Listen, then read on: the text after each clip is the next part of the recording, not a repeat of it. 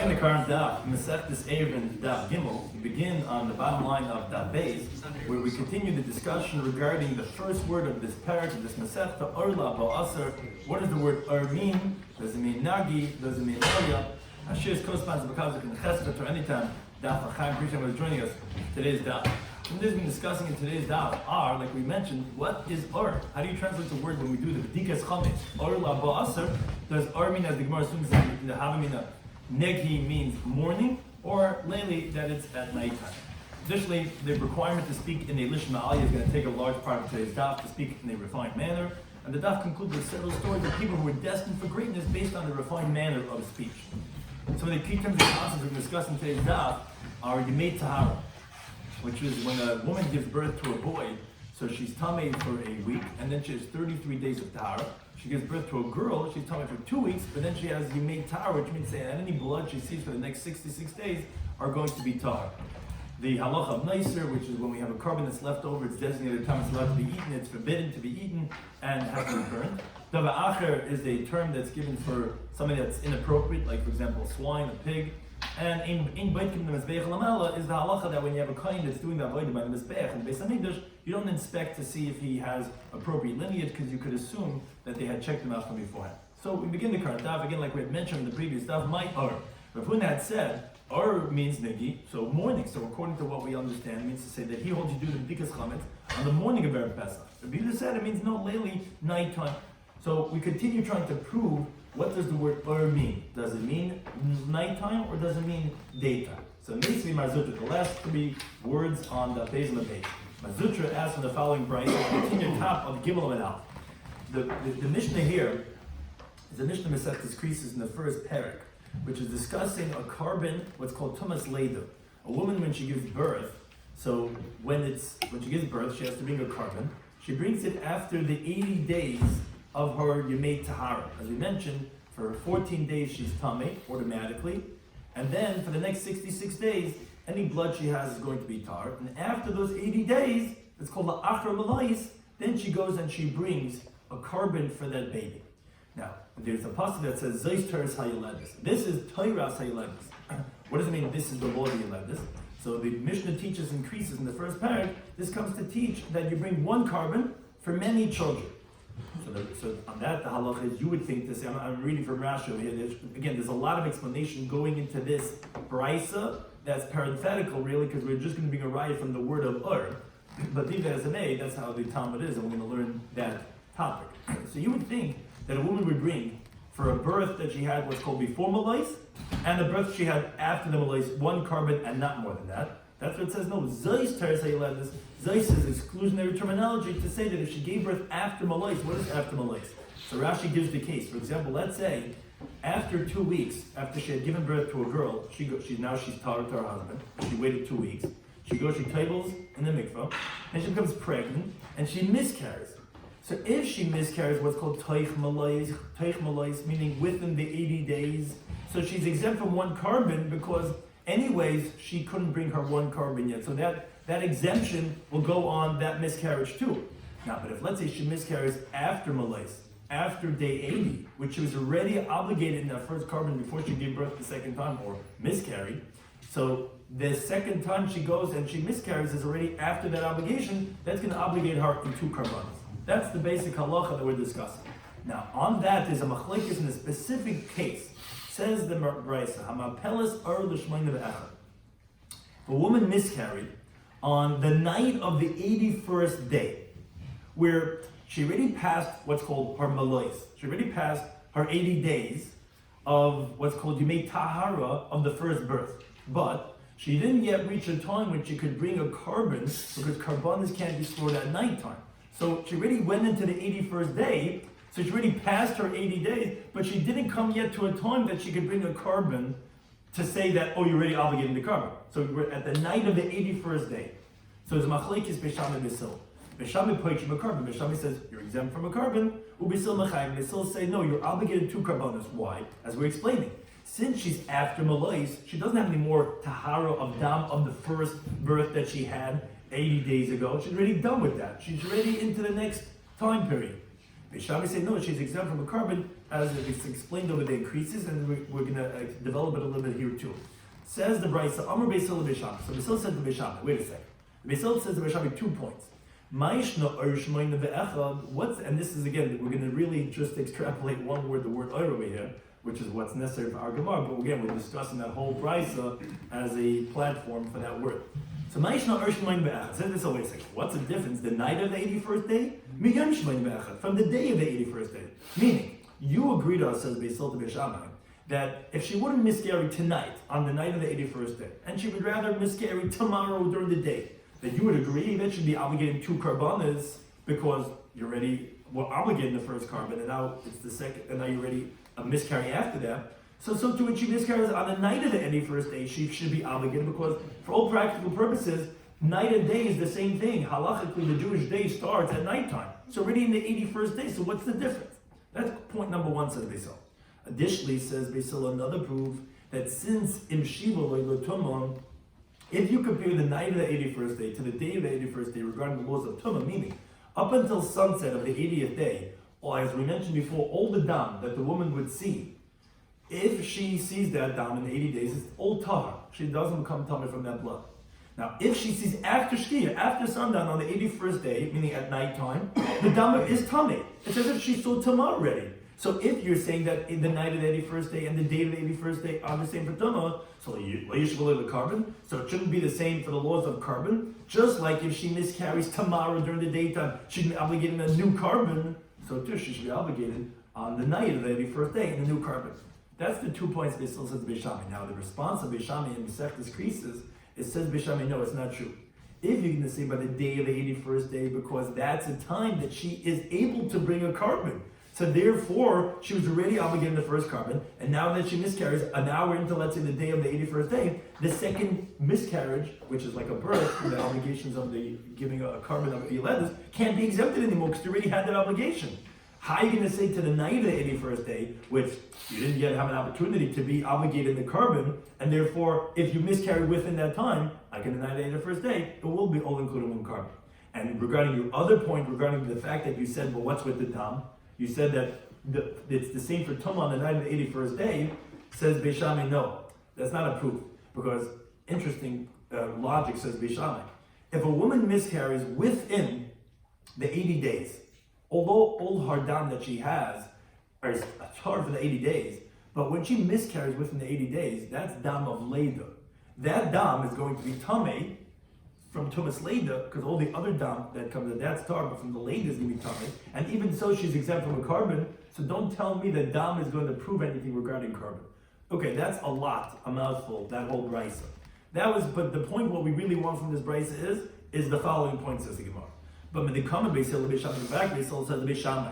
Ma'ishna Oir Shmoin Be'echad. What's the difference between Oir of the 81st day? Miyom Shmoin Be'echad, from the day of the 81st day. Shmamina, obviously we see that what's the word Oir? Is obviously urtuhu. Obviously the word Oir means night, because you're contrasting Oir Shmoin Be'echad to Yom Shmoin Be'echad. Which obviously the word Oir means nighttime. Shmamina, that's another indicative proof that, yes, the word Oir means nighttime. Again, like the Mandam who says Oir Lamba Asr, is the nighttime of the 14th. Just like we see Oir Shmoin Be'echad means the night of the 81st day. Another proof says the Gemara Meisvei. The Gemara asks in the following brisa on the Mandam who wants to say Oir means daytime. From the following brisa. And again, this brisa is going to be another mouthful of a whole halacha that's not related to our sugya, but it's all to get the word Oir to prove does Oir mean nighttime or daytime. But again, we're jumping in. It says the brisa like this. Yachal, you would think, Yehi nechel Oir l'shlishi, that the carbon, it's going on the carbon shlamim, you would think that the carbon shlamim is eaten on the beginning of the night of the 3rd day. What does it say by shlamim? It says, B'yem zev chacham yochel b'machras. The carbon shlam is eaten on the day that it's slaughtered and on the following day. And then it says in the Torah that you have to burn it if you left it over on the 3rd day.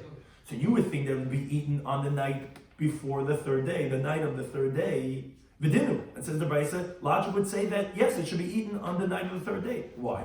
Because you find by Zavachim other carbonos like the carbon taida, the Thanksgiving carbon, which is Nachal Nechal, which is eaten for one day, like the pasuk says, B'yem Karbon Yochel, it's eaten only on the day that it's brought.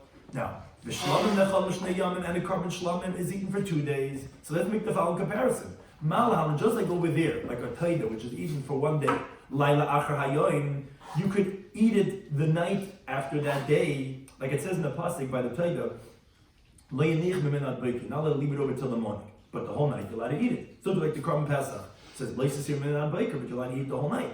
So just like by a carbon Torah, when you have it for the day that you're allowed to eat it, you're allowed to eat it the night following. So then also over here would be the same thing. Laila Chayim. We should say that the night is after the days that it says regarding the shlamim, that a shlam is allowed to be eaten for 2 days. Then the night following those 2 days should also be allowed to be eaten, which would be the night of the 3rd day. That's a pasuk teaching a yikra. No, on the day that it's slaughtered, it could be eaten. And on the following day. Now it's interesting the way the Gemara chops up the pasuk. Really, the way the pasuk is read is whatever's left over until the 3rd day is burnt in the fire. But the Bryce actually interprets it that like cuts the pasuk in the middle. It's saying and the next day you could eat the shlamim too. Whatever's left over until the day. Says the Bryce, what does that word mean? But when it's still day, on the following day, on the 2nd day, that's when hunechel. That's when the carbon shlam is eaten. But the ein nechel la'or shlishi, but it's not eaten, and this word's going to be important, la'or shlishi. It's not eaten on, when it gets dark, on the night of the 3rd day. But we're continuing with the Bryce. Okay, fine. So it's not eaten on the night of the 3rd day. Fine. Then yachal yisarf miyad. So it can't be eaten on the night of the 3rd day. So you would think you burn it right then, at the end of the 2nd day, on the night of the 3rd day. And Vidinu logic would say that you should burn it there. Other karbanos, like I told you, or Pesach, that's eaten for a day and a night. And shlam is eaten for 2 days and 1 night in the middle. So malan, just like other karbanos, take a blachilas reifa right after when you can't eat anymore. When the time for eating ends, that's when the time for burning starts. Like it says, like a carbon taida, which you're allowed to eat it a day and the following night. When it reaches the next morning, when you can't eat it anymore, that's when you burn it right then. So avkan. Then so too over here, the time of when you're eating the carbon shlamim ends at nighttime, like we said before. So then take a blachilas reifa right after that when you can't eat anymore. That should be the time when you burn it. You should burn it at nighttime. What's left over from the carbon shlam on the 3rd day, then then you burned it in the fire. Here it doesn't say ad yoim, it says ba yoim, because this pasuk is not talking about the time of eating the carbon shlamim, rather talking about when you burn it, to teach you that you burn it during the daytime and not during the nighttime. Okay, that was again a whole different sugya, a kachim type of sugya, talking about that the shlamim was teaching us that you don't eat on the night of the 3rd day, but you also don't burn it then. So it's like this quasi time, you can't eat anymore, but you don't burn it, you only burn it the following day. Fine. But the proof was like this. I mean, they come up from the fact that the Bryce said, you would think nechel or l'shlishi that would be eaten on the of the 3rd day. Alma, obviously you see that the word is urtu. Obviously it means is the night of the 3rd day. Shema, that also proves again back to the proof that we're saying that orla ba'asar, the words of our opening Mishnah, means night. Mar says another right, Tashema, right number 3, from a Bryce that says, again a whole different context. Shli Yom Kippurim. We're talking about Yom Kippur now. We're talking about the tefillas that you say on Yom Kippurim. So of Yom Kippurim, Yom Mispal Shalom Misvata. You daven 7 brachas in that tefillah, and you say vidu. You say confession. Shachris Mispal Shalom Misvata. On Shachris, you also daven 7 brachas in the Yamida, and you say vidu. B'Musa Mispal Shalom Misvata. Muslim, you say 7 brachas and you say vidu. B'Mincha Mispal Shalom Misvata. B'Mincha, you say 7 brachas and you say vidu. B'Arvis on Matzah Yom Kippurim Mispal Me'ein Shmeina Esrei. So Tanakama says, then you don't say a full Shemona Esrei, you say the bridge version of Shemona Esrei. He says the name of his father is that no Mispal Shemona Esrei Shlemis, you have to say a full Shemona Esrei, Nishon Tzorcham Abdol B'Chayin Adas, because you can't say the bridge version, because you have to say Abdallah B'Chayin Adas, you have to say the Bracha B'Chayin Adas, you have to say regular Shemona Esrei. So, but one thing is, you see the Urtu, obviously you're saying Yom Kippurim, you say 7 brachas in Mizvada, obviously it's nighttime, because the next thing it says is Shachris, obviously is nighttime. Again, that was right number 3, that means nighttime. Right number 4, Tashma, and this is really the most explicit proof that we set up until now. The Talmud of Shmuel, there's a brayso taught in the Yeshiva of Shmuel that said clearly, Leilei Arba Asr, the night times of the 14th of Nisan, which is Erev Pesach, both in the Chametz Laraneh, we check for the Chametz with the light of the candle, Alma or Urtu. Obviously, you see that the word Arba Asr doesn't mean light in the morning, it means nighttime. So the Gemara says, Eli, you're right. Obviously, from all these proofs that we proved, you can't say Ar means morning. So rather, as the Gemara says, Bein Rav and Bein Yehuda, both opinions that we mentioned up until now, they actually, the Kuliyama, they all agree. Ar Urtu, yes, really, Ar means nighttime. We had said up until now, the one says it means Nagi, which means light, which means morning. Says the Gemara, no, believe please, actually not disagreeing. Everyone agrees it means nighttime. Marki Asri. Each person, according to where he lived, that's the wording he used to describe what the word Ar means. But Asri Davuna, where Rav Huna lived, Karu, they called nighttime Nagi. They called it light. That's what they would call nighttime. But of course he agrees it means nighttime. That was just the wording that they used. But Asri Davuna Kar Leila, but in the place of Yehuda, they would call it nighttime. So the Gemara wonders, the Tana of our Mishnah, this opens up us to a whole interesting discussion the Gemara is going to have right now. My Tamal Ketani Levi, I don't understand. But the guy, the ganze erste Daf in Pesachim Daf, was so excited to learn. The whole Daf is, okay, you said Ar, what does Ar mean? Ar means night, day, Zil Klur. Say Laila Ba'aso. What do you say the word Ar? They get everyone excited, the first Daf in Pesachim Daf, trying to figure out what does the word Ar mean. Say clear, say what it means, that it means nighttime, like it was brought in the Tanbei Shmuel, that he said clearly Laila Ba'aso. Says the Gemara, a very important lesson, and maybe it's kedai to start the whole Pesachim with this word. Lishna Al Yehud Naka. The Tana was picking a dignified terminology when it's talking about nighttime. Like Rabbi Shloimy Levi, that it's a mitzvah and it's a very appropriate way of etiquette to use a refined language when you're talking. And therefore, you're going to use the word Or instead of using the word Laila. The Rabbi Shloimy Levi, like he says, a person should never use a disgraceful terminology from his mouth. Now, as Rashi points out, it's not like Laila. Nighttime is a davar meguna. It's not a disgraceful, distasteful type of word. Rabbi Shloimy Levi's teaching was said in general. But one thing we do learn that the rabbinic terminology, they try to use the most refined and clean type of terminology. Or is a more refined word than saying Laila. And where do we see this halacha that a person should not say anything disgraceful? This is a very well-known concept that the pasuk went and switched around an extra 8 letters, and the Torah didn't want to say something inappropriate. Shlomo says the pasuk in Bereshit when it's talking about the teva of Noach, when they're bringing all the animals, it says they brought him in abehema hatayra from the kosher animals, and from the non-kosher animals. Now it doesn't say habehema hatameya, the non-kosher animal, as it normally does. So there is an extra 8 letters because the word hatameya that it should have said is 5 letters. Asher einenu tahira are 13 letters. So you see, 13 minus 5 is 8 letters that the Torah added on extra. The Torah, every letter is important, is precious. Extra 8 letters, just so it shouldn't say hatameya. Instead, it's going to say asher einenu tahira, which is not Torah. Now, the obvious question which Rashi asks is, wait a second. Many times the Torah says the word tamei in many different places. What are you saying the Torah doesn't say tamei? So that says Rashi, the Torah went and switched it in one place to teach you that you should try to use refined language. We'll see on the base that at times you are going to say the word tamei. But one time they chose to say asher, and then the Torah to teach you that lesson that it's appropriate to use refined euphemisms. You don't say an unrefined language from your mouth. And that's why we started with the word Erla Ba'asa instead of saying the word Laila. Papami says actually Tesha. Actually, we find 9 extra letters that the Torah adds on. Shlomo says the pasuk in Devar. It says Kiyeh B'chol. It's going to be by you ish man. Ashaloi Yitar, that will not be pure, because Mikrei Laila, he has a seminal emission. He's going to have something that happens at nighttime. Now, it should have just said Ish Tameh, a tummy person. And even if you're going to take the word Tahar without a vav, you're adding on extra 9 letters because there's 12 letters here, and Tameh is only 3. Instead, you're saying Ashaloi Yitar.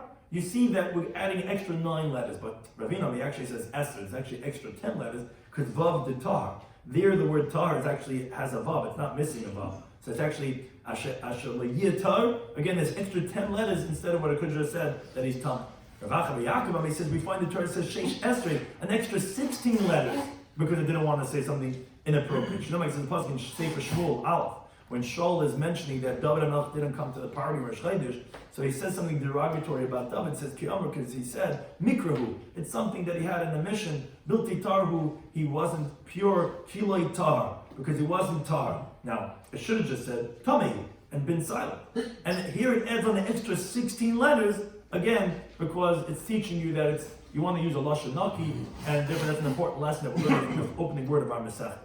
Now, related discussion says the Gemara Tanya de Rabbi Shloimo. It's torn in the Brayso of Rabbi Shloimo. A person should always use a refined language. Because we find by a man who has a seminal emission, he has a certain emission. Karoi merka. there's halacha when it says in the Yukar Tezvav, when he's riding on an animal, what he's riding on becomes Thomas Merkah. Now, Be'isha Karoi Maisha, interestingly, by a woman, when it talks about what she sits on, it says, Oya Kliyasher Hi Yesheves, on the vessel that she sits on, it doesn't mention riding by the woman. Why? Because it's not appropriate to mention riding and the spreading of the legs of a woman. So although the Merkah and the Maishav is the same by both of them, you see, by the woman, we don't say Merkah, we say Maishav, because we don't want to use a terminology that's a little bit not as appropriate. So Devalim, it says the pasuk in Eiv, where the friends told Eiv, you should choose, it's incumbent upon you to choose the vernacular of the wise. And so Devalim, it says the pasuk in Eiv, V'das safasai, and the knowledge of my lips, bar milelu, they should speak clearly, meaning a refined and clear and appropriate language. So the Gemara wonders, my Va'imr, what's all these psukim you're saying Va'imr? Why don't you just learn it off in the first pasuk by Merkah, when instead of the woman, it doesn't say she was riding, it says she's sitting by the Zava, because we don't want to say that type of language. Why doesn't, again, it's not like it's anything inherently wrong, but we want to say something more refined, we choose to do that. Why do you have to bring all these other psukim? Says the Gemara, because maybe we're going to say, when did we say this in B'day Raisa? Maybe the Torah is particular about its language, which is coming out from Hashem's, so to speak, mouth. Al B'drabanan, but by the sages, let's say Mishnayos or Bryce, Loy, that we wouldn't be particular about the wording that they use. Tashema, that's what the Bryce said, another pasuk says, V'tifcha l'shan arumin, that you should choose the vernacular of the sages. So we see that the arumin, which is the term of the sages, that they also choose their language, that they also choose refined language. And B'chita, maybe we're going to say, okay, that's regarding the Rabbanim when they're learning yeshiva. I'm a meal down, but regular schmoozing, regular talking, like I would say you don't have to be careful what you say. Oh, that's why Va'imr, that's what it says in other pasuk, B'das safasai, just the knowledge of my lips, when you're just talking from the lips. Bar milelu, you should still choose clear and refined language. You see, whenever a person's talking, you should use refined language. Now, but the Gemara wonders regarding the proof, the first proof that it says, by the Zava, it doesn't say Merkah, that riding, because that indicates a certain image that's not so appropriate. It say Yosha, that's sitting. It says, is that really true? Ubisha like Simba Merkah, does it really not say by a woman that she's riding? But we have a passing not so long ago in the Parashiyas. It says, Bataka Rivka Banarisel, Rivka and her maidens got up, Vatirkav Nalakamalam, and they're riding on the camels. It says it says that they were riding, which is a certain image that you said is not refined. So the Gemara, no, Hasam should be Yisus the Gemala. That's because they're riding on camels which are very high.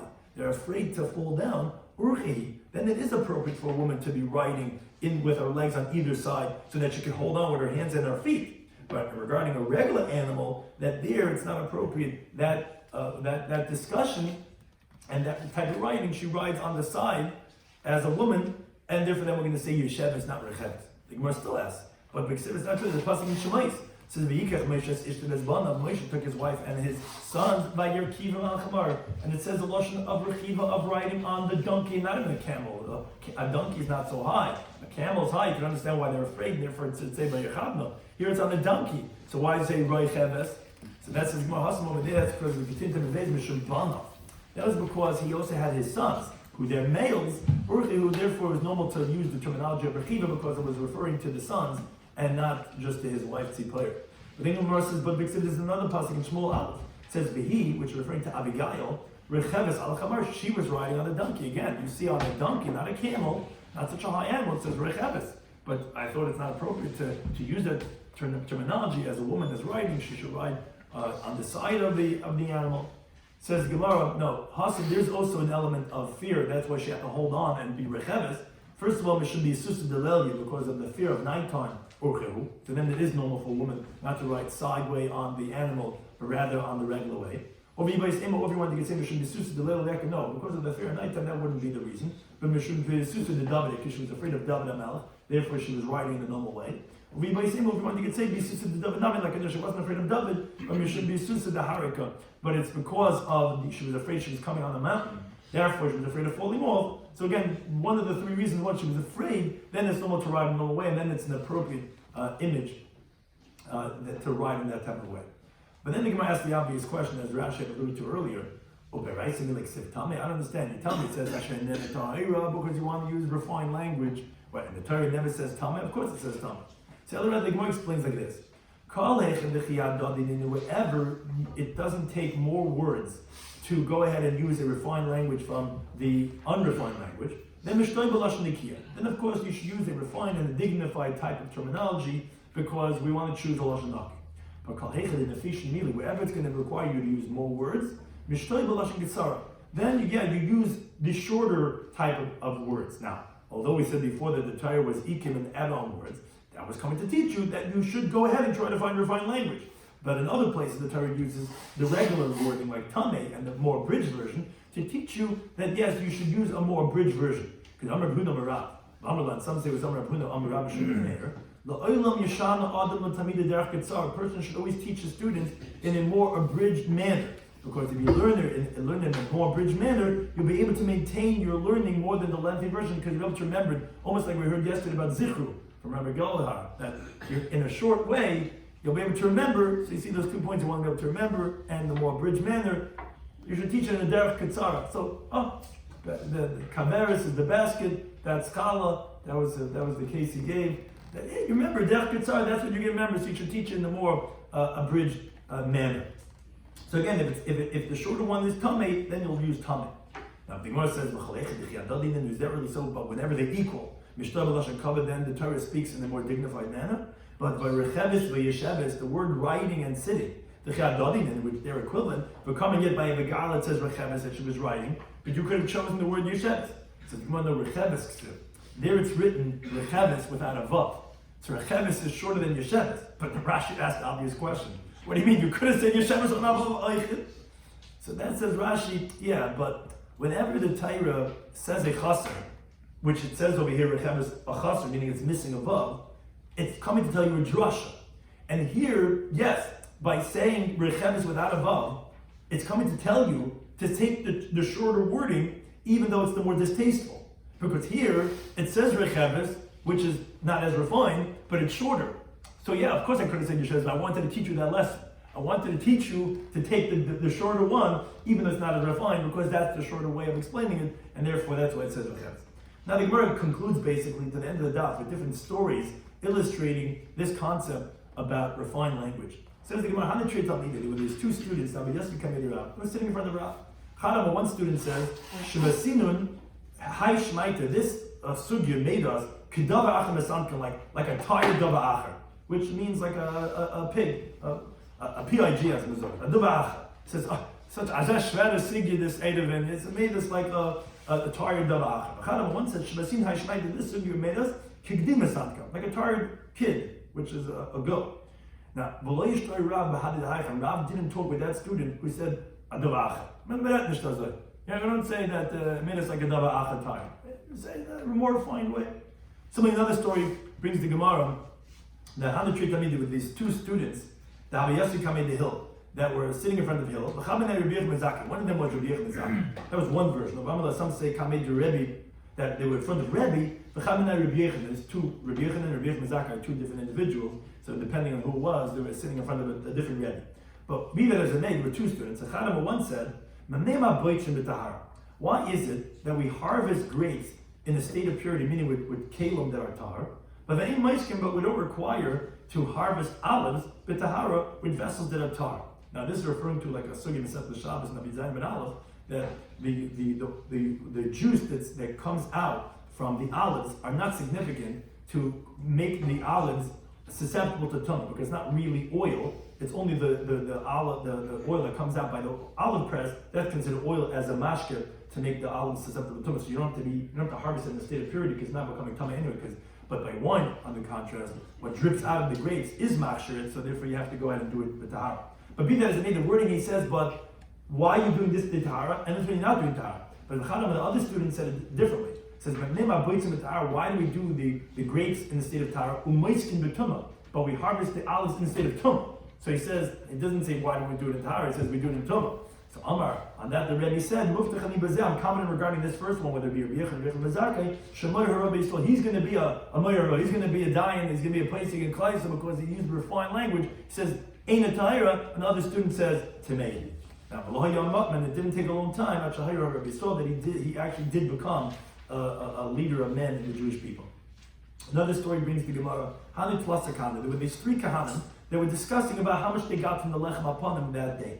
Chana one says, I got such a small portion, Higyani Kapul. I got like the size of a bean from the Lechem Apanim for my portion. Chana one says, Higyani Kizai, says, I got the size of an olive. Chana the other one says, Higyani Kiznavalta, I got the size of like the tail of a lizard. So they checked after him. They found, if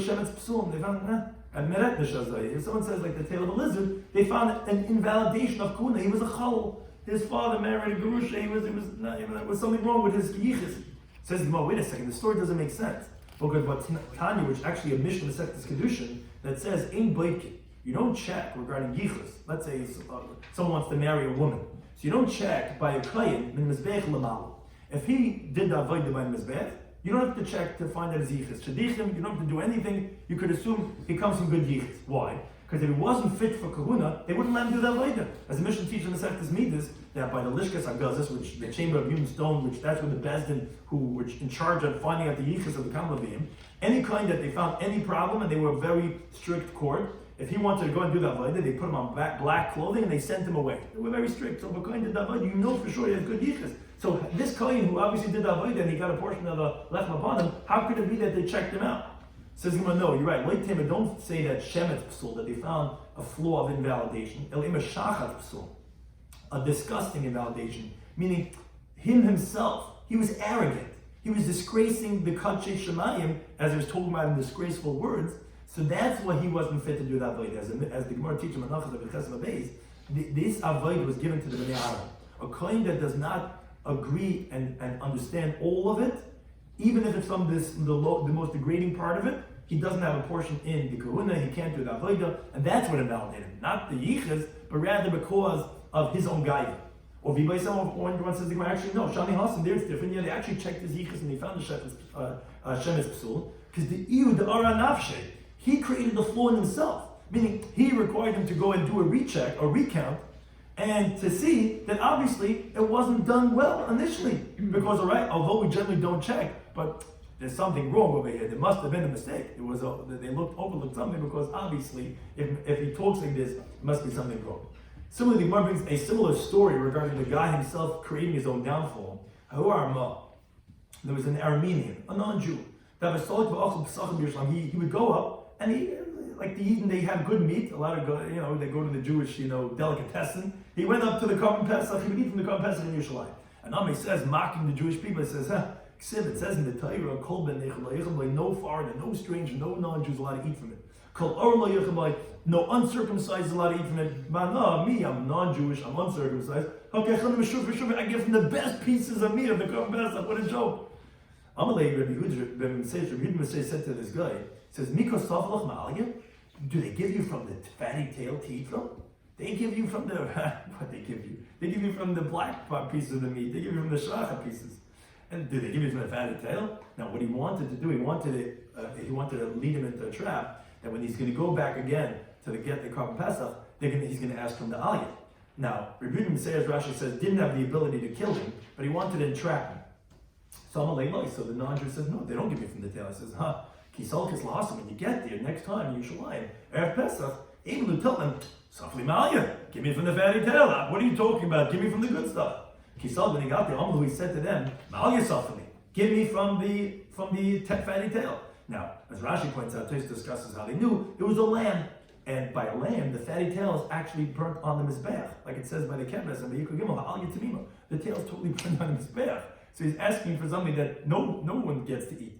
So Amalei, they said to him, Aliyah, that fatty tail, it's burnt for Hashem. So Amalei, they said to him, wait a second, who told you this? Amalei said to him, you remember saying, he told me that you don't give me from the good stuff, and I paid just as good money as everybody else. I demand that I want to have the fatty tail. So Amalei said, my hide to come on, what's going on here? Well, how do we understand this story? So Bad Kabasi, they checked after this guy, they found that he was a non-Jew, and they killed him for what he had done. Now, Sholchle Rabbi Yehuda Meseir, they sent Rabbi Yehuda Meseir the following message. Shalom Rabbi Yehuda Meseir, peace unto Rabbi Yehuda Meseir, the At Ben Netziven, you're far away in Netziven, and your net is spread out in Yerushalayim. So you see that you could be in one place and you can affect people all over the world, as we have over here, Baruch Hashem, this year, you're in one place and people all over the world, as we heard yesterday in England, whatever, that they're hearing this year, It would be remiss if I wouldn't say when my brother went out to do kiruv.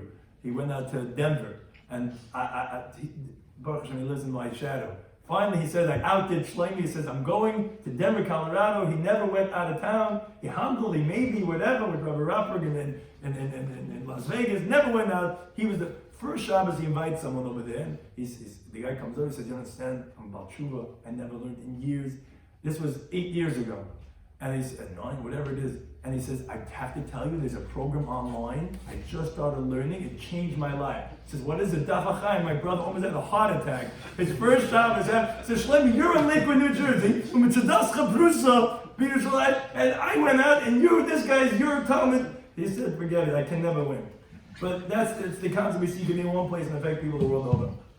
Continuing this theme regarding the Lashon Naki, Mr. of Kahana Chalash. And Rashi just points out that the reason why we brought this story over here is because both people, their own words undid themselves. That Kohen who said, he was a Kohen, but he said it's not halta, the tail of a lizard, and that took him down. And this guy also, which was a Lashon Maguna, which that's why he came into this. Again, here also the guy's own words took him down. We go back to that of Lashon Naki. Rav Kahana became ill. So the rabbi sent him to Rabbi Shloimy. They sent him Zil Bodig Maidina, go check out, see how he's doing. So also he actually came, and he actually found that he had passed away. Now, so what did he do? So he tore his garment. Now he went and he put his tear behind him that he doesn't want to shock them. Someone could pass, so it could harm someone if they suddenly find out. You see a guy walking with a tear, you realize he died. So he didn't want to shock them. So what he tore, he put to the back of himself. He comes in crying. So Amalei said to Nach Nafshe, did he pass away? Amalei says, I didn't say this. And again, it's all about knowing the refined language that you say. Choose your words appropriately. He said like a pasuk in Mishlei. It says, the one that says bad words, he's the fool. I didn't say that. And they chab. Obviously that he passed away, but again, he himself didn't say that yet he passed away. Another final story says the Gemara Yechanan Chakuka, which that was his nickname. Nafik l'Kiryasi went out to the villages to see what was going on with the crop. Kiyasa, when he came back, so Amalei, they said to him, Chitin Nasi Yafas, how's the wheat? Is the wheat doing good? So Amalei said to them, Sa'ir Nasi Yafas. Oh, the barley crop came out good. Now, they were able to infer from his words that obviously the wheat didn't come out well, but he didn't want to tell them the curse from his mouth, that something bad happened. So he didn't say that again, the same idea, choose your words wisely. So Amalei, they said to him, you're telling us that the barley came out good? Say go tell the horses and the donkeys. That's like the Pasuk Melachim Aleph. Hasa'ir matem, and the barley and the straw is for horses and for mules. What are you telling us about barley? Says what should he have said? He couldn't say the wheat came out bad. So he said about the barley. Why they upset him that he said about animal food? So says the Gemara, he should have said Ishtakid Nasuch Yafas. He should have said that last year the wheat came out good.